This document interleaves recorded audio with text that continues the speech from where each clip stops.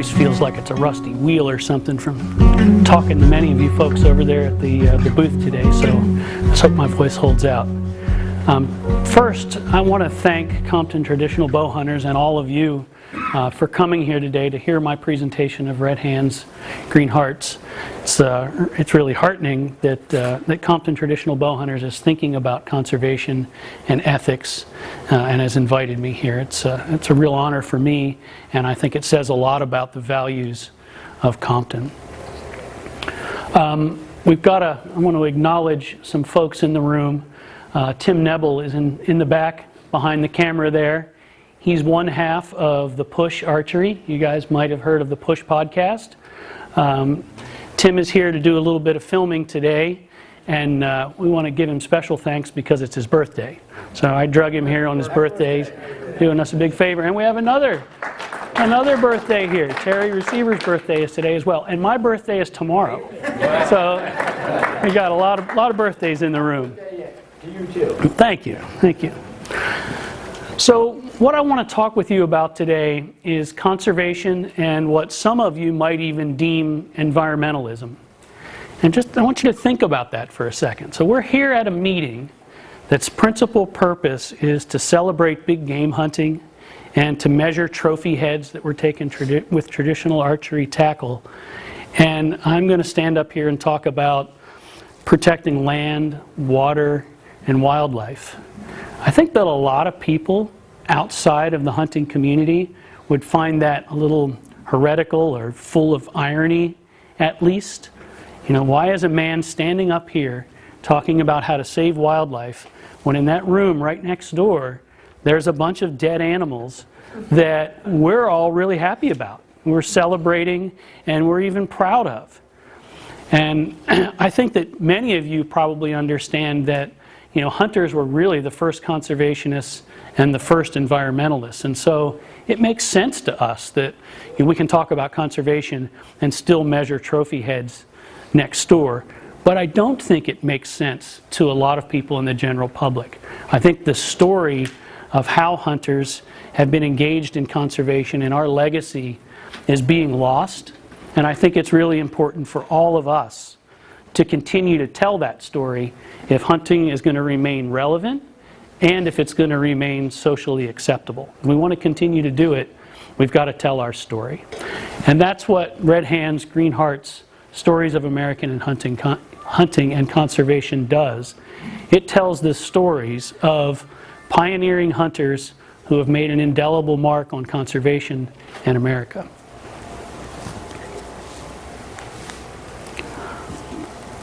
So before we get into those individual stories, the characters of Red Hands, Green Hearts, I want to tell you a little bit about myself so you know where I'm coming from. My name is Ron Rohrbaugh, and I grew up just about 3 hours east of here near Carlisle, Pennsylvania.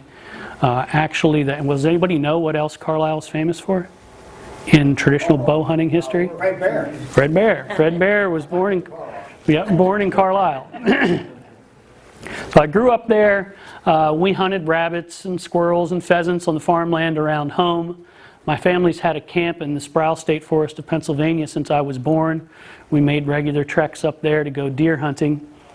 And so when it came time for me to kind of fledge and go to school, to college, I knew right away what I wanted to do. And I ended up with degrees in wildlife biology and forestry. And I turned that into a career focused on conservation biology.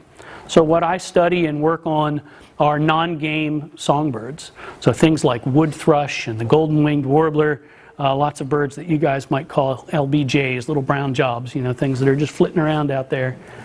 But as I've gotten older, I've really felt passionate about combining what I do in my day job, thinking about conservation, with what I love to do that I'm passionate about with traditional bow hunting.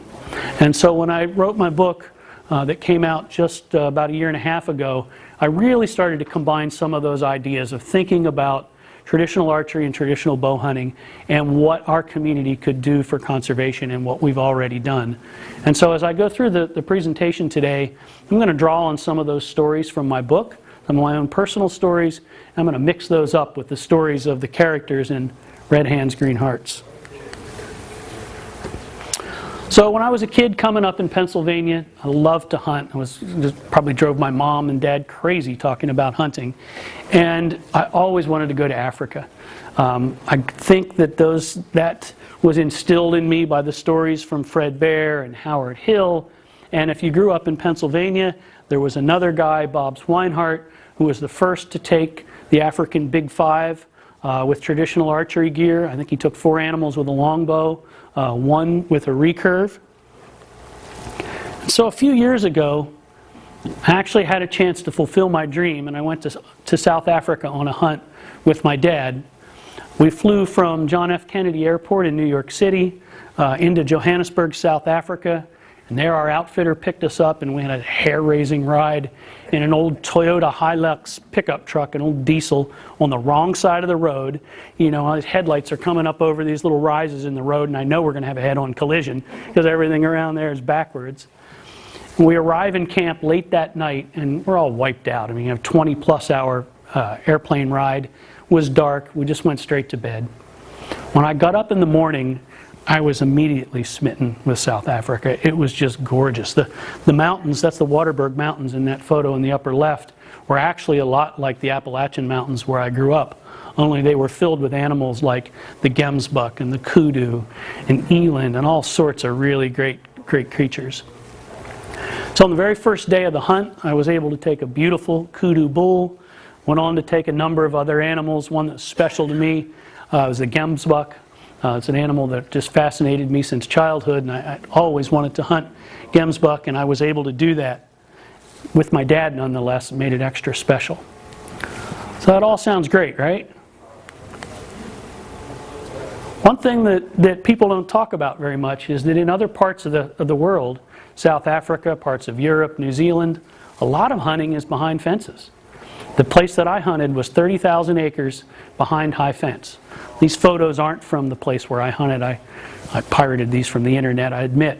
When I hunted in South Africa, after going through the gate, I never saw the fence again.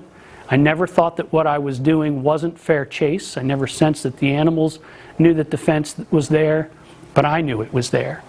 And so it created a different experience for me. Would I do this again? Maybe, I don't know. It wasn't really my style. The other thing I should mention about this slide is that because these animals are behind fences, they're owned. So these operations in South Africa and other places, New Zealand, they buy and sell animals, they trade animals, and that's an important difference between the way we hunt here in North America, in the United States and Canada. We operate under something called the North American Model of Wildlife Conservation. This model began kind of being developed about 120 years ago, but no one thought to write it down actually until about 15 years ago. People really started to articulate it. And it's based on 7 principles. Wildlife is a public trust. Nobody owns it. If a deer is on your property, you might own the property, but you don't own the deer. Elimination of markets for game. So there's no market hunting. We can't go hunt deer and then sell it, sell the meat or any other part of it, especially across state lines. Allocation of wildlife is by law. We have licenses, bag limits, all those sorts of things that regulate us. Wildlife should only be killed for legitimate purposes, mostly food. Wildlife is an international resource, so this acknowledges that things like geese and ducks and other birds are migratory and they cross international borders. Science is the proper tool for discharge of wildlife policy, so it's not the whims of some person or corporation or state or even the federal government. Things should be done by biology and science. And finally, democracy in hunting. We should all have the same right to hunt, no matter how much money we have, no matter if we own land. Everyone has the same right to hunt. Oops. So where did this North American model come from? It sounds brilliant, right?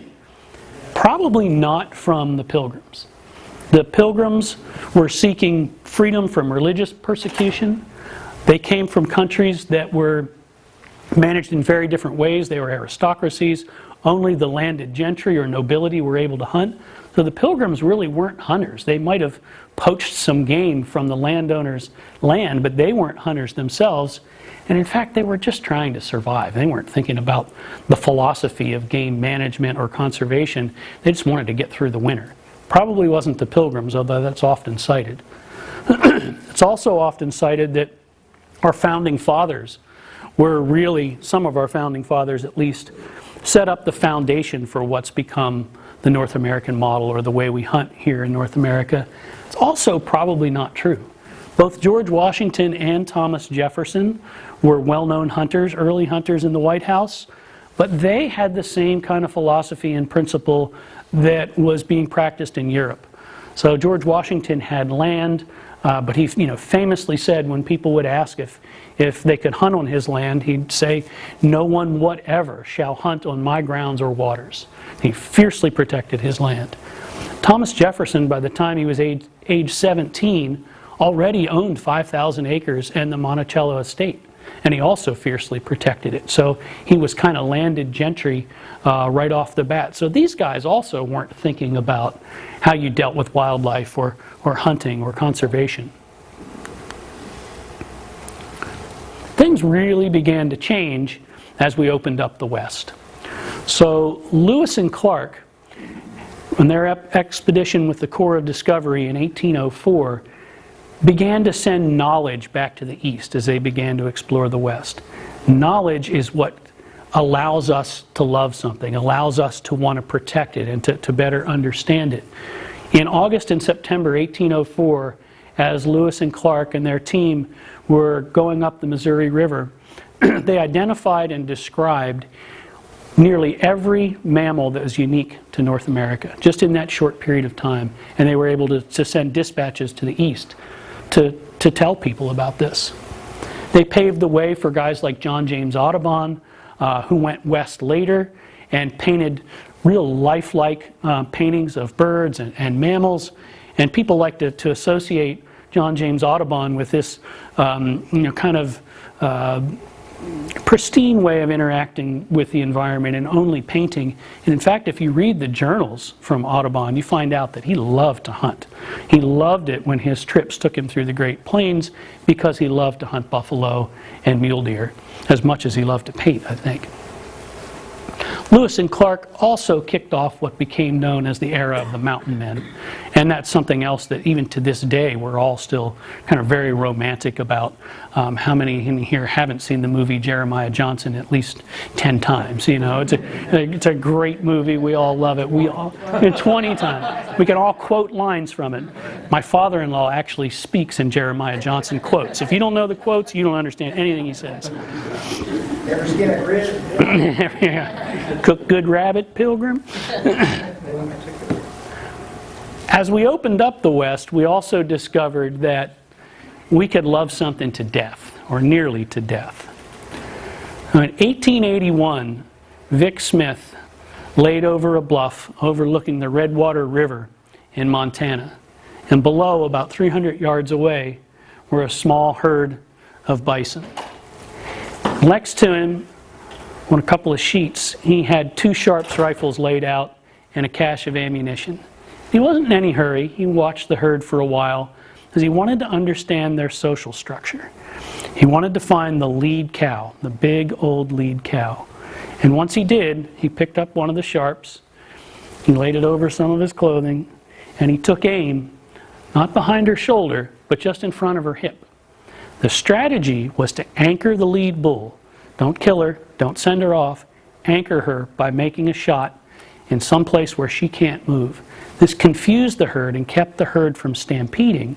The other subdominant cows and other animals, young animals, calves, would move around in that area around that lead cow that had been anchored, and then it was time to start shooting. So Vic Smith picked up the other Sharps, and this time he aimed for a spot just behind the front shoulder. And in that way, he was able to bring down a large proportion of these buffalo herds. Typically buffalo runners would shoot about 50 animals because that's how many their skinners could handle in a particular day. And they didn't all use the hip shot technique, but most of them used this strategy of getting within about 300 yards so the buffalo didn't understand or know where the shots were coming from, anchor the lead cow in some way, and then begin shooting. In that way, we managed to bring the bison herd from about 30 million to about 1,000 individuals by the late 1890s. 30 million down to probably less than 1,000 by the late 1890s. It wasn't just buffalo either. It was a war on wildlife in general for markets. The white-tailed deer population was reduced from an estimate of about 34 million down to 300,000 by 1900. Imagine that, 300,000 deer spread across the entire range. Really took a hit. In the east, in fact, this photograph in the upper left, that's from an area right here near Pittsburgh. Almost all the forest from Maine to Georgia had been cut over. Every square inch had been cut. Birds like the Carolina parakeet, the passenger pigeon, the ivory-billed woodpecker were either extinct or going extinct. By the way, in case you don't know, that's a mound of buffalo skulls. Those are buffalo skulls. Those are buffalo hides. It was mostly the hides that were used. The meat was often not kept. It was hides and tongues that were the real prize. So you've got this one situation where Lewis and Clark are bringing back information from the West and getting people to fall in love with the wildlife and what it means to be on the frontier. And at the same time, you've got market hunting happening in this war on wildlife where just before their eyes, people living at that time were seeing wildlife disappear. And this created a lot of anger among some people, mostly hunters, who understood and really valued the outdoors and wild places and natural resources. And it kicked off a conservation movement in the late 19th century that was led by hunters and continues to this day. And I always like this quote by Roosevelt: "The virility, clear-sighted common sense, and resourcefulness of the American people is due to the fact that we have been a nation of hunters and frequenters of the forest, plains, and waters." And I think what Roosevelt is saying here is that if you spend time in it, if you do it, if you understand it, you're going to value it. If you don't spend time in the outdoors and spend time getting to know wildlife and natural history, you don't value it. So now I want to talk about some of these folks. This is a really interesting couple here. This is Alan and Mary Augusta Wallahan. They were both from Wisconsin originally. Alan moved to Colorado or Colorado Territory in 1870. He was not very skilled. He worked as a miner for a while and as a farm hand. And on one of his jobs, he encountered this woman, Mary Augusta, who was 22 years older than he was. And they were doing a roundup on one of the ranches they worked on, and they ended up getting snowed in a remote cabin. And they spent several weeks, maybe even months, in that cabin together. And when they exited, they said if they were going to keep their reputation as God-fearing people, they'd best get married. So you can imagine what went on in that cabin. So Alan, while not skilled in a lot of other things, was a good hunter. He knew a lot about firearms. He taught Mary Augusta. She quickly became known as a crack shot in the area and an expert hunter. She really enjoyed hunting. Eventually, Alan became the postmaster in a small town in Colorado. And one day, there were some missionaries passing through. And they apparently had lugged a little too much stuff along with them. And Mary Augusta traded them a pair of buckskin gloves for a camera. And it turned out to be a great trade, because these two became early pioneers in photography. And they started photographing themselves and the wildlife they saw. And they ended up using those photographs in various places, including outdoor magazines where they wrote. They displayed their photographs at 2 different World's Fairs, one in Paris and one somewhere else I don't recall, and won top prizes. And they became really alarmed at what they were seeing. They published 2 books, I should back up, Hooves, Claws, and Antlers of the Rocky Mountains, and Camera Shots at Big Game. This is a quote that I took from an Outdoor Life magazine article written by Mary Wallahan. When men having plenty of cattle turn out to kill 4 horse wagon loads of deer to take out of the country, it's time to call a halt. We have but a few years of deer hunting left here in Colorado. That is very evident. So these were really some of the very first people to raise the red flag and say, hey, something's going on here. And to top it off, they had the means to communicate it with their photographs and their outdoor writing. I'm going to switch it up for a second and tell you a little story from my book and about myself. A few years ago, I got a call from a friend who owns a ranch in Wyoming near Sheridan at the base of the Bighorn Mountains. And he said, why don't you come out this year and go elk hunting? And he's asked me this several times, and for various reasons I always say no, because I want to, I just couldn't. And this year I finally said, yes, I'm going to do it. I'll come out and we'll do a little elk hunting. A few days after the invitation, I got on the website at the Wyoming Department of Fish and Game and found out that I had missed the application deadline for an elk tag by 1 day. So I was not going elk hunting. I called him back and said, sorry, we can't do the elk hunt, I can't get a tag. And he said, oh, come on out anyway, we'll deer hunt. I've got lots of whitetails and mule deer. This was actually music to my ears because elk have always been my nemesis, and I don't consider myself to be a very good elk hunter, but I can hunt deer pretty well, so I thought that would be a better fit for me anyway. So when I got there, he showed me around, and I decided this was my plan. I was going to move up this little forested corridor here from the road, you know, each evening and place myself in here somewhere, and the idea would be that I'd do this and the deer would do that, right? Something like that. Instead, that's not gonna, I might have to do a quick presto changeo here.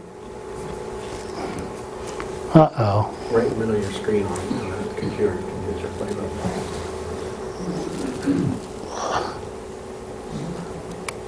I don't know who gave me that tip, but thank you. Is that you, Terry? So nearly every morning and every night, this is what I saw.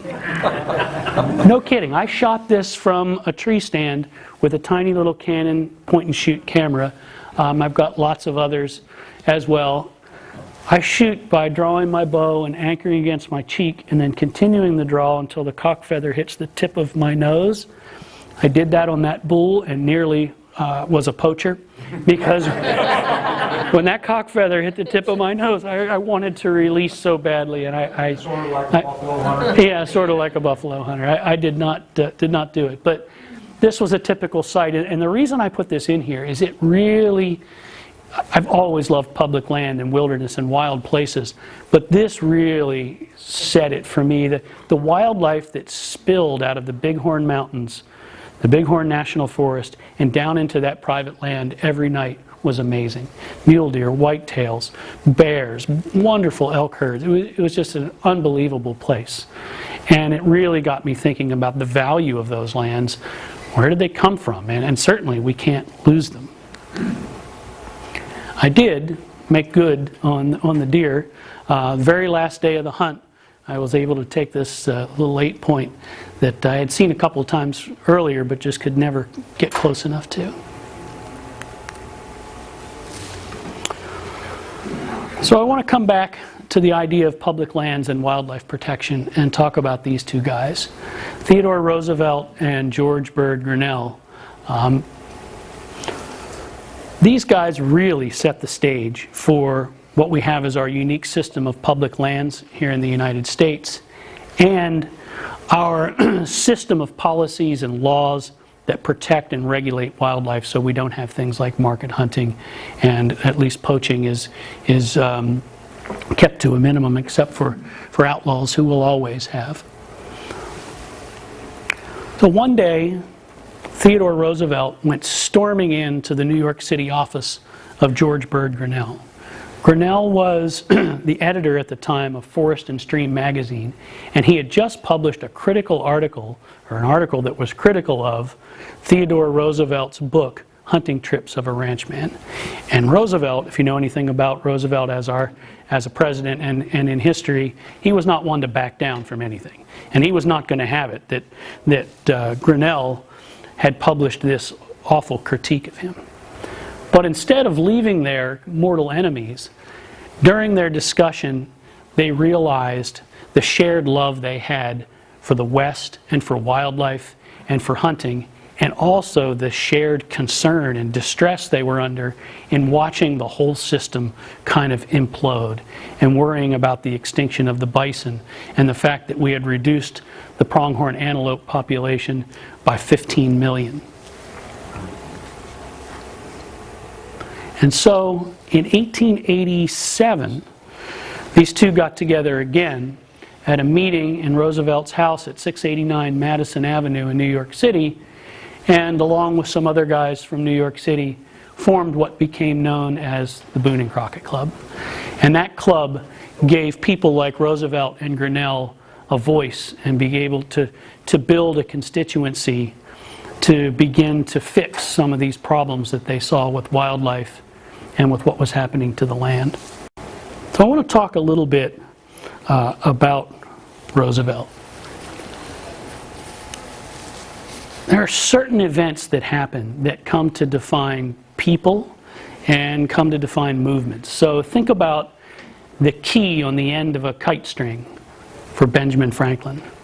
Think about Rosa Parks refusing to move to the back of the bus for the civil rights movement.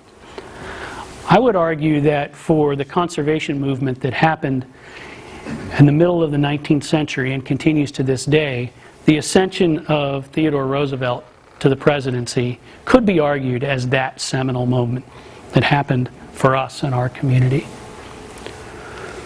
Roosevelt and his family were hiking on Mount Marcy, which is the highest peak in the Adirondack Mountains, on September 13th, 1901. And they were just coming down and they had stopped for some lunch, and Roosevelt saw a runner coming up the trail, and he knew that it could only mean bad news. William McKinley had been shot by an anarchist exactly 1 week earlier in an assassination attempt. And McKinley was thought to be doing better, but Roosevelt surmised that this messenger was bringing bad news. And indeed, the messenger was bringing bad news. Roosevelt immediately descended the mountain, hopped on a buckboard, and rode 30 miles to the nearest town, which was North Creek, New York, and at the train station was told that McKinley had died, and he was now the 26th President of the United States. Now you'll notice that I'm referring to Roosevelt as Roosevelt or Theodore. He's colloquially today often called Teddy. He never liked being called Teddy. When he was a kid, he was known as T.D., and when he got older, he preferred to be called Theodore or T.R. So young T.D. was a pretty unlikely kid to become a war hero in Cuba, to become a hunter, a conservationist, and a president of the United States. He was a sickly kid. He suffered from colic. He had bouts of asthma. He had very poor eyesight. And his father encouraged him to get outside and be physical and do things outdoors. And this got him connected with nature almost immediately. He began a love with natural history. By the time he was 9, he had written a book called The Natural History of Insects. He kept a small cabinet in his house downstairs that he called the Roosevelt Museum of Natural History. This is a little kid. But that cabinet got pretty smelly with the stuff that he used to put in there on display. And the house staff forced him to move it upstairs so it wouldn't be so close to the kitchen area where they had to eat. When he was 14, he went on a trip to Egypt and shot birds with a shotgun that had been given to him on the Nile River. He identified those species, prepared the specimens, and took everything back to the United States for inclusion in museums. A real scientific way of thinking, even at that age. He went on to Harvard And while it was at Harvard that he really started to do some hunting. He would go on hunting trips to Maine and Iowa.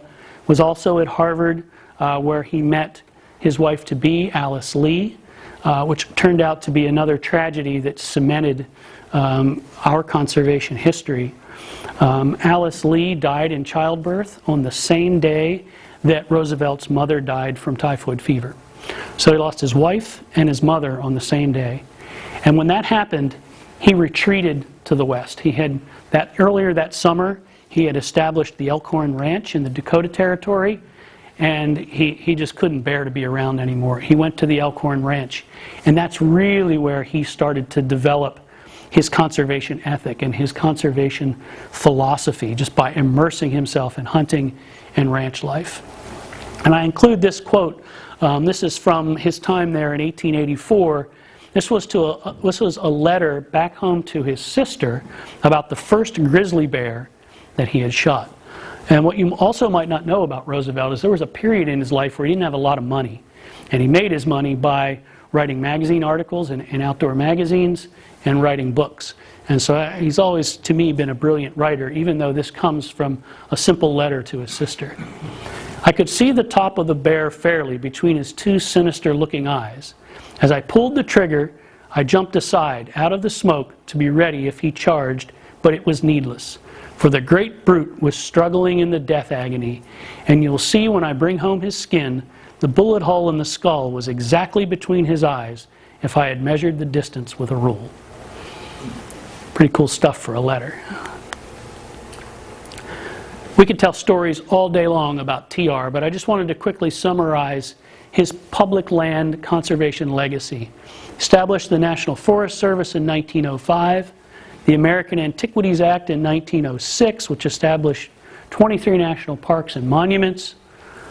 He established 55 national game and bird reserves, which became our National Wildlife Refuge System, and overall protected 230 million acres of public land, more than any other president.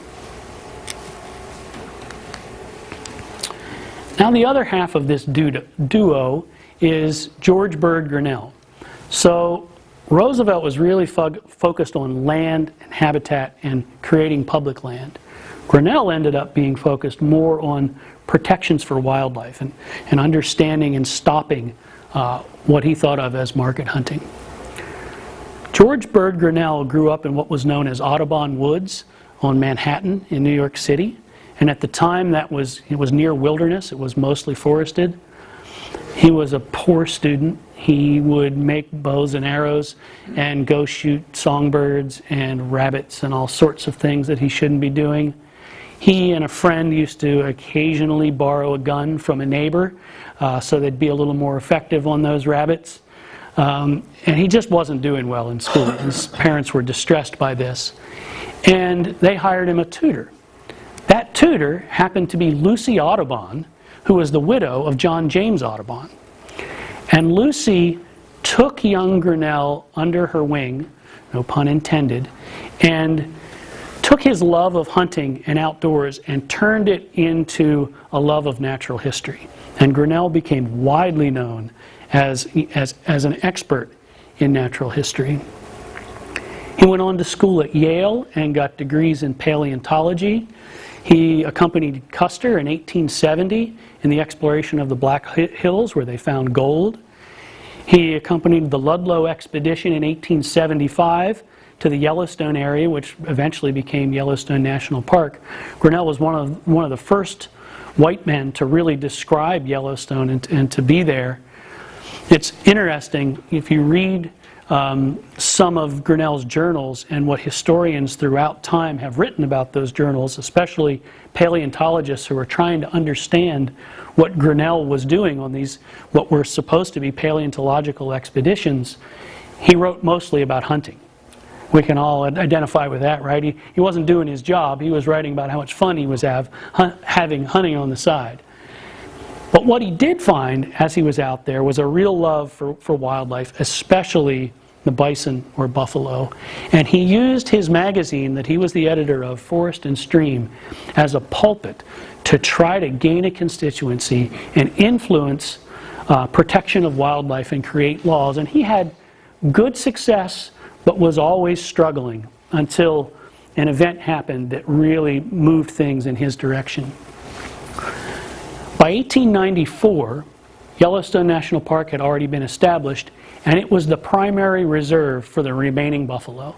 It's thought there might have been as few as 250 buffalo in the park at that time. Through a little bit of reconnaissance, park personnel learned that a famous poacher, Edgar Howe, was working in the park that winter in 1894, poaching buffalo. And it just so happened that Grinnell had a photographer and a reporter at Yellowstone to accompany the capture of Edgar Howe, which in itself is a story we could go on and on about. It's a fascinating story.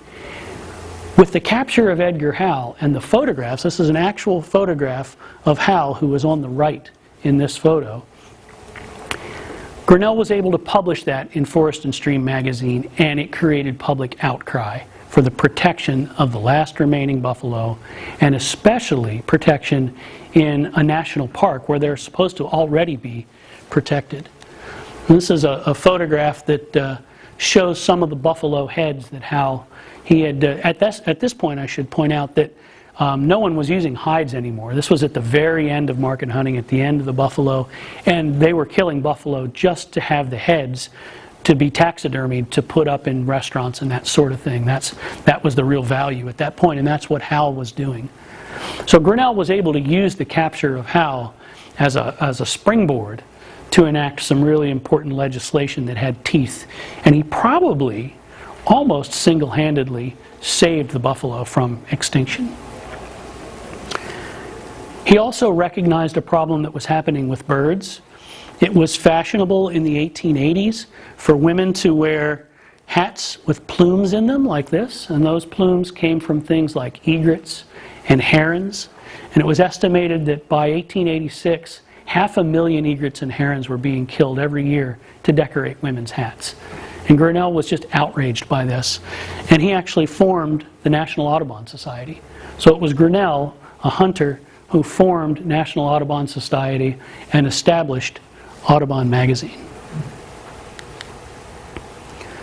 So his legacy includes the Yellowstone Park Protection Act, 1894, which gave patrol officers and real teeth to laws to keep bison or buffalo from being poached within the park. The Lacey Act, which is still in place today, that prevents the sale or movement of wildlife illegally across state lines. The Migratory Bird Treaty Act, that's the act that prevents you from killing songbirds or taking their eggs. The establishment of Glacier National Park. He wrote more than 30 books on natural history and paleontology, and he was the first to really use magazines as an editorial crusader to build constituency and power among the people. All right, on to another story from the book. So a few years ago, I came home from work. I don't remember the exact date, but it was toward the end of December, beginning of January. Bow hunting season had ended, and I don't know about you guys, but I get really depressed when bow hunting season ends. And so I was kind of glumming around, and I think I went to the refrigerator and grabbed a beer and walked into the living room, and the light on the answering machine was blinking. Oh, what's that? Nobody ever calls us. I go over and I hit play, and the voice coming out of the speaker was this ancient old voice that sounded like it was from another century. It was a very elderly woman's voice, and I had to play the message a couple of times to hear what she was saying. What she was telling me is that she owned 21 acres next to the 15 acres that we already owned, and she wanted to know if I wanted to buy it. Now that cheered up my day. It was like, all right, I could do that. So I quickly called the number that she left behind, and or left on the message, and without even consulting with my wife, I agreed to buy the land, and we settled on a price, and it was all done. So we went from having 15 acres to 36 acres. My entire whitetail hunting career, I've always been on the move. I use a climbing tree stand on my back.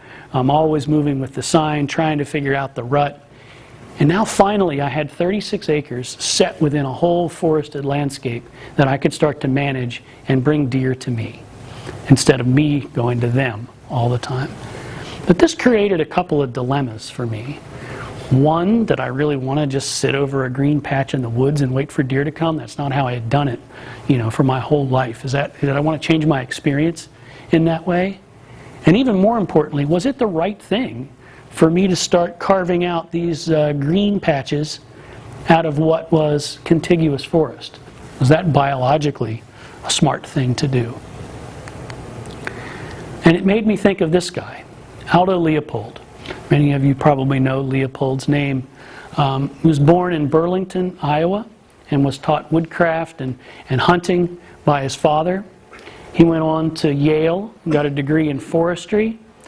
And in 1909, the year Theodore Roosevelt left office, Leopold was stationed in District 3 of the National Forest System in Arizona and New Mexico.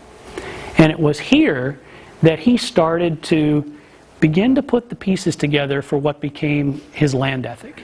So he was trying to understand how fire influenced the landscape in these forests, and he realized that it didn't just burn vegetation and trees. He learned that everything was connected.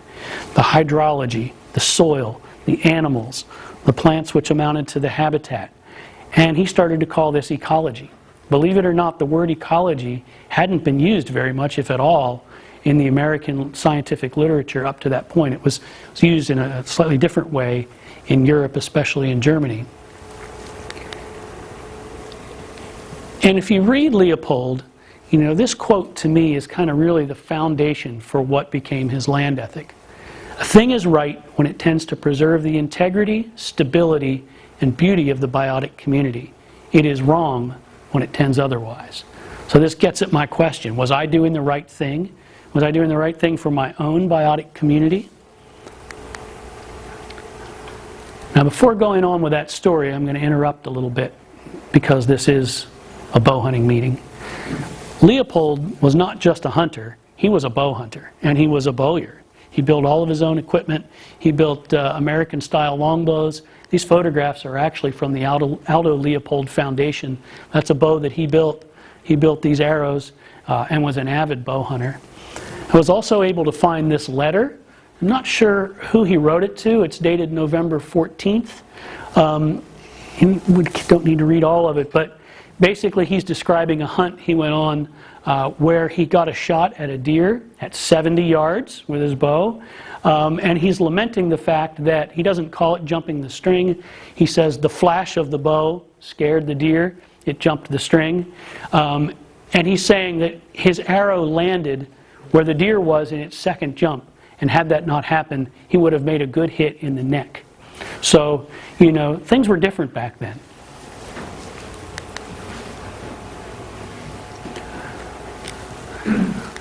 So I decided that it was the right thing to do for my property. That biologically, if I was careful in what I did, I could actually improve the forest that I had that had been pretty neglected over the years. And there was another thing that pushed me kind of over the edge. Leopold was also kind of a philosopher and a poet. He thought very deeply. And he said there are two spiritual dangers in not owning a farm. One is the danger of supposing that breakfast comes from the grocery and that heat comes from the furnace. And so I thought that doing the right thing biologically made sense, and it was the right thing for our family. Those habitat patches I put in turned out to work pretty well. I've taken a number of deer out of those over the past several years, and that photograph of me is just after Christmas. It was about 20 below that day, seriously cold, and I was still out cutting firewood from that resulted from that project. So we're heating our house and making our breakfast from what I think Leopold would agree was a good project.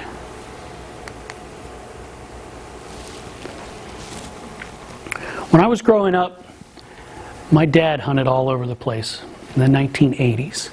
He hunted all over North America. He went to Africa, animals like grizzly bear, Dall sheep. He built a great room for our house that included a full mount grizzly, a full mount black bear, a full mount caribou, a full mount Dall sheep. I mean, it was full of stuff. I was surrounded by this growing up. But he never really got into bow hunting. He had bow hunted a little bit for whitetails around home, but mostly he was a firearms hunter. He hunted with a rifle. Well, as he started getting older and I was passionate about bow hunting, I thought it was time to take Dad on a bow hunting trip. I had to get him his first animal. And I thought that a pronghorn hunt in Wyoming might be a good bet, because that was a fairly easy hunt, sit in the ground blind over a water hole, good for a new bow hunter. Now, I have to tell you a little bit about my dad. You might notice there's a bit of a resemblance there between the two of us. We're also similar in that he's a procrastinator and I'm a bit of a procrastinator too. So we booked our hunt in January. We didn't leave until August. So that's 8 months to get ready for a pronghorn hunt. I knew the only bow he had was an old Hoyt compound that he didn't shoot very often, and the last time I saw it was set at over 60 pounds. So I would call him like once a month throughout the summer, leading into the summer. Do you have your bow set up yet? Are you ready to go? Do you have your stuff? I also have to tell you another thing. Even though we look alike, he spent his entire life smoking cigarettes, and he's got this very rich and deep voice that sounds like mine, but it's just all gravelly and gruff. And every time he'd say, "Yeah, don't worry about it. We're almost ready. I'll get that bow. Don't worry, it'll be fine." I'd say, okay, whatever. So it turns out he lives not very far from Coudersport, Pennsylvania, where the Denton Hill shoot is. So I said, all right, when Denton Hill is over, I'm coming to your house. I want to see the bow. We're going to figure this out because our hunt's coming up. Our hunt's next month. So I get to his house and I said, "Where's your bow?" "It's over there in the corner by the couch." Okay, so I go over and look at it, and I pick it up, and here it is. It's all decked out. It's got new string, new cables, set of matched arrows. It's all ready to go. So he was pulling my leg the whole time. He's got his bow all ready to go. And I turned around and looked at him. He said, "You didn't think I'd screw up your hunt, did you?" "No." I said, "But can you shoot it? I know that thing was set at over 60 pounds the last time you used it." "Let's go outside," he said. So we go outside, and there's this old dilapidated white-tailed 3D target, and he grabs the bow and holds on to it, and he's got to point it up like this, and he's pulling the thing back, and he finally gets to anchor, and he takes the release, and he squeezes the trigger, and slam, he knocks one right into the vitals, and he just kind of says, And I said, "Yeah, but can you do it again? I mean, clearly that was hard for you to pull." And this time it's way up here like this, and he's yanking the thing back, and he finally gets it full draw, and I can tell it's like this, my own brother, where's this going to go? And he squeezes the trigger on the release, and slam, it hits the other arrow right where it's supposed to go.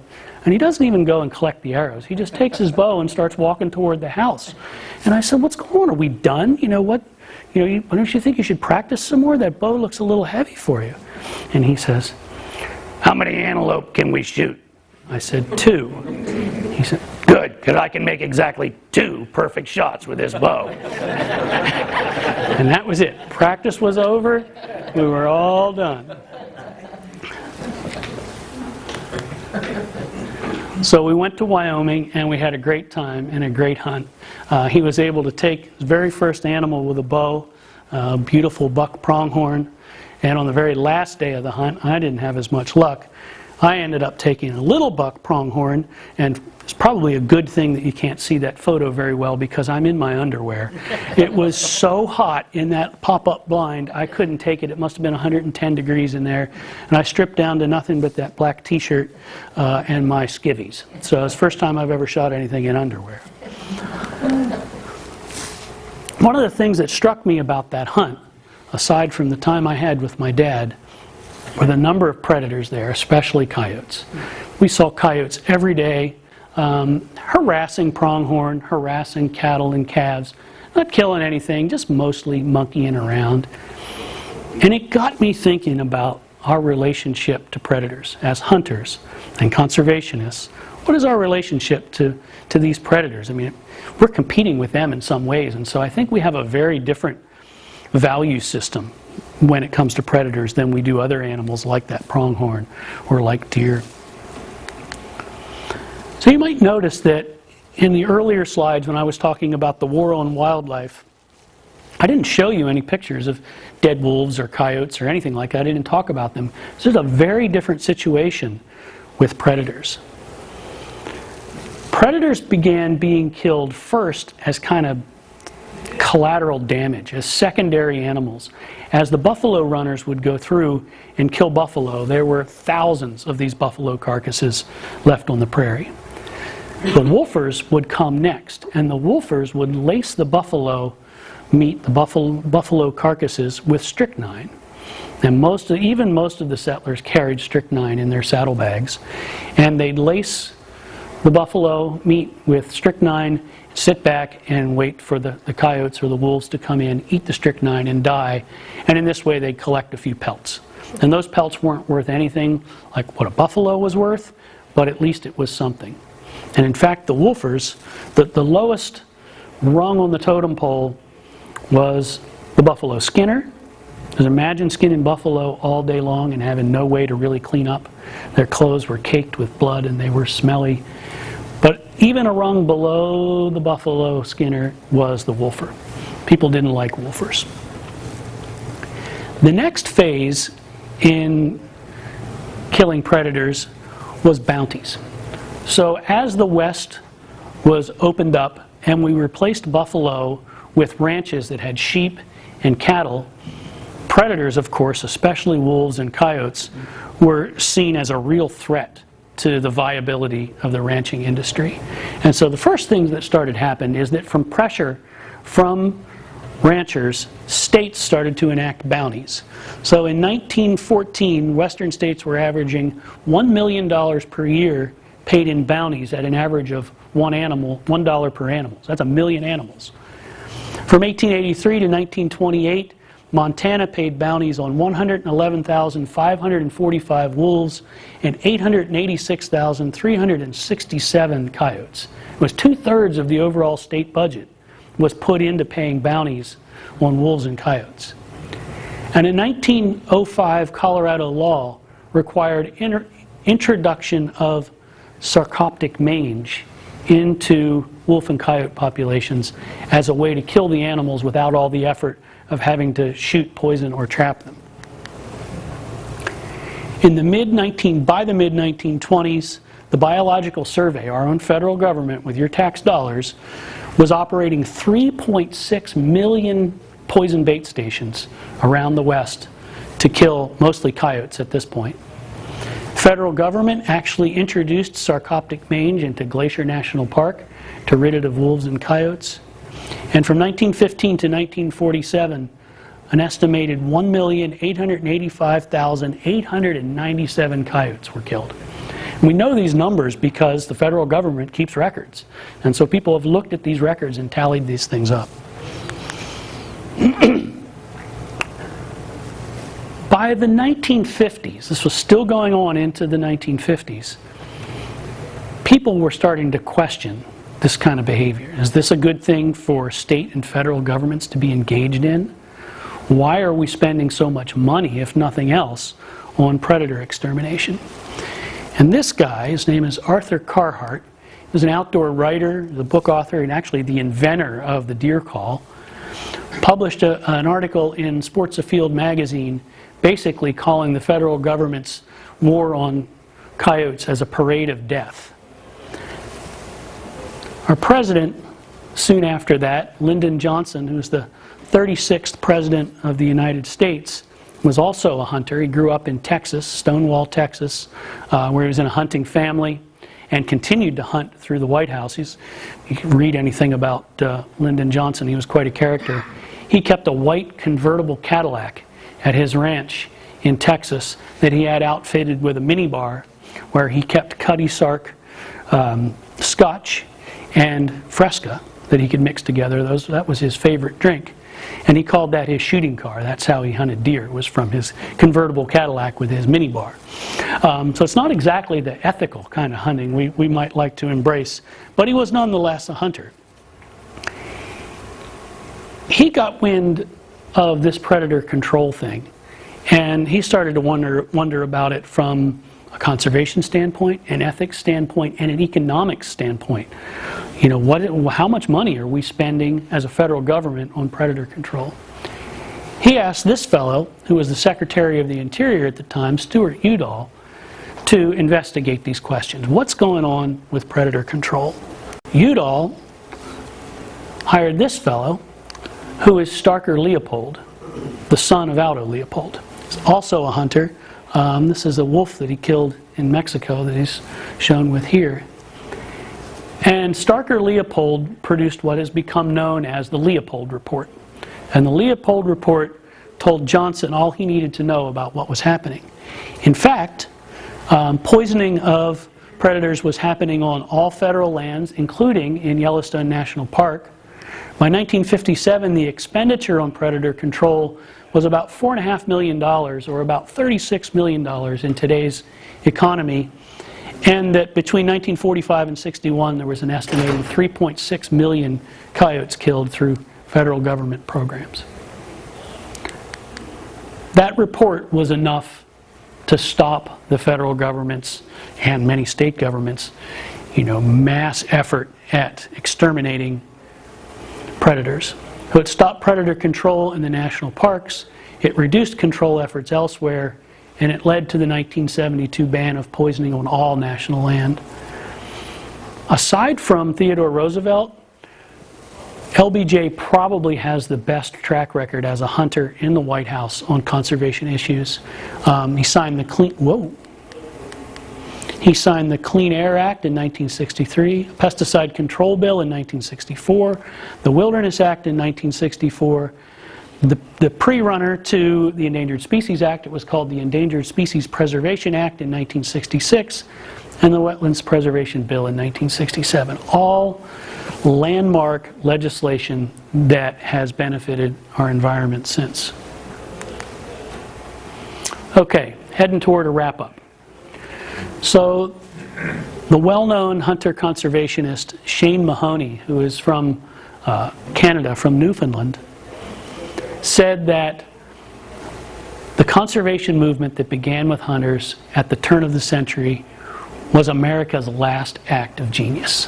When I first read that, I thought, well, that's a lot of hyperbole. Is it really the last act of genius? I mean, didn't we map the human genome? Didn't we send a man to the moon? I mean, we've done a lot of things that were genius, right? But when you think about it, without the conservation and the environmentalism implemented by hunters, by all of us, we might not have had the clean air, the clean water, the natural resources to be able to do all of those great things. To send someone to the moon, you've got to have resources, you've got to have a functioning economy. And all of our economy and our society are built on those resources. So he might actually be right. So why should we continue to care about this? Times I worry that I spend too much time talking about history and not enough time talking about what we can all do. So I think as traditional bow hunters, we have access and opportunity that other sorts of hunters don't. And what I mean by that is that people are enamored by the bow. They're curious about it, they want to know its history. We get automatic respect because people recognize that it's more challenging than hunting with other kinds of implements. And I've seen this oftentimes when I talk with people at parties and I say I'm a bow hunter, and they're like, I say I'm a traditional bow hunter, I use a longbow or a recurve. Oh, that's cool, I've never heard of that, tell me about it. Sometimes I even get new properties to hunt on that way. I mean, people really, they really identify with that. So I think we have opportunities to do great things that maybe other segments of the hunting community don't. And I'm not denigrating those other segments in any way. I'm just saying we have something special that we can do. Wild places and experiences are in jeopardy. All you have to do is spend some time around any city these days and see how, urban development is growing out and out and out. We're losing places and habitats. Our unique system of public lands is being threatened. We need to make sure we retain those public lands for hunters and for the ecological services they provide. We need non-hunters. We can't just go along arrogantly. Non-hunters are 90% of the votes in this country. They're far more important than the anti-hunters. We need to have their vote if hunting is going to be relevant, legal, and socially acceptable. And hunter recruitment is important. It's just a recent report out that shows that the number of hunters is down from 18 million in the 1980s to an all-time low of 11 million, and it's falling fast. This article right here from National Public Radio, the title is "Decline in Hunters Threatens How U.S. Pays for Conservation." That came out on March 20th. That's 4 days ago. This made the national news. And this is certainly true. It threatens how we pay for conservation. But there's a secondary effect too. That money's going to come from somewhere. And if it doesn't come from hunters, it's coming from other people who are using the outdoors. If those other people are using the outdoors and giving money, they're going to want to have their say in how policies are set. And so I think that if we're going to retain the kind of leverage that we've had for a century, we need to make sure that we can keep recruitment up. We need to get kids involved to make sure that all us old guys don't just disappear and there's no one to take our place. So what can we do? It's fine to wave your hands around and say, oh, this is all horrible, everything's gone to hell in a handbasket, which I don't really think is true. Actually, some should point out that some wildlife populations, turkey, deer, grouse, even many species of non-game, osprey, bald eagles, peregrine falcons, are doing fantastic. They're doing better than they ever have. A lot of what we have done has worked. It's not all doom and gloom. But 4 things I think we can do.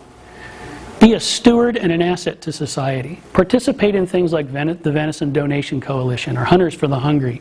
Participate in these programs in suburban areas where they need to reduce deer herds because people are hitting the deer with their cars or they're spreading Lyme disease. All sorts of reasons why people want the deer herd reduced. And as hunters, we can do that. We can provide the service, especially as bow hunters. Join and volunteer your time to a hunting-based conservation group. Compton Traditional Bowhunters is a great one. Wonderful youth programs. Backcountry Hunters and Anglers, another great organization that protects our public land and wild places. There's lots of other ones. I single those out because they're 2 of my favorite, but there's lots of species-based ones, National Wild Turkey Federation, Rocky Mountain Elk Foundation, and even some other ones that you might not necessarily think of. The National Audubon Society is not anti-hunting, and they do lots of great conservation work. The Nature Conservancy, also not anti-hunting, do lots of conservation work. And land trusts are one of the fastest growing ways that people are protecting land, and almost every community has one. Find out who has your local land trust and become a member. Often it's just a small annual membership fee, but it really helps. Vote with science at issues, not emotions and parties. So science should drive all wildlife. I know we're tied to our political parties, and I know we all get emotional about things, but I urge you to just look at the issues and vote in a way that's good for hunting and conservation, and not necessarily in a way that might align with your party or might align with how you emotionally feel about things. Take hunting's Hippocratic oath, and that is first do no harm. And I think my main reason in putting that up there has to do with social media. I see so many hunters posting pictures on Facebook and other places of dead animals with arrows still sticking out of them, of blood everywhere, all sorts of gory pictures. And we all know that that's part of hunting. That's part of what we accept when we treat hunting as a craft, something to be learned, something that we invest in and that we prepare for emotionally. We all get that. I'm not saying that we should just do away with all that, but when a non-hunter who's never been exposed to hunting sees that bloody photograph in a Facebook feed somewhere, their reaction is not going to be good because they don't understand the emotional investment that we have. They don't understand the craft. All they see is some arrogant, loathsome hunter who has killed an innocent animal. And without any more explanation from us, that's not going to be good in the long run. And social media isn't me talking to 50 of you in a room. It's tens of thousands, hundreds of thousands of people being able to see that, and anti-hunting groups being able to then take that image and turn it on our heads and do bad things with it. So I'd urge you not to do that, and urge your friends not to do it too. Or at least think about it. So that's it. I'm going to wrap up. You've maybe been seeing some pictures of this little guy throughout my presentation. This is my son Rex. This is the sorry, I didn't think I'd get emotional about this. This is the first deer that we ever tracked together. And I'm missing him right now because I've been away for a few days and can't wait to get back home to him. I do a lot of this for him. I've been able to hunt. I love to hunt. I'm passionate about conservation. And I want him to have the same thing that we've all had and that I've had. And so I do a lot of this for him. So thank you.